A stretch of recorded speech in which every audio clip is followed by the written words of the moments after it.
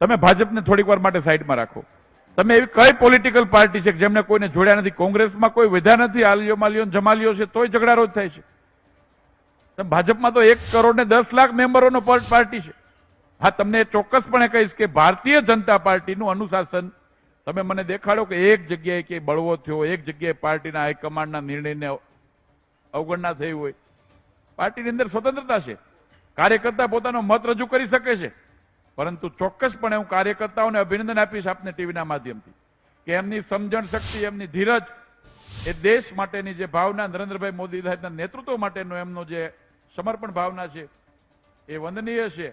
અને આજે હું અધિકારથી કહીશ કે ભારતીય જનતા પાર્ટીમાં 60,000 અન્ય પાર્ટીના કાર્યકર્તાઓને ભેળવા પછી પણ એક પરિવાર તરીકે ચૂંટણી લડી રહ્યો છે. એમાં ક્યાંય મત મતાંતરો છે જ નહીં.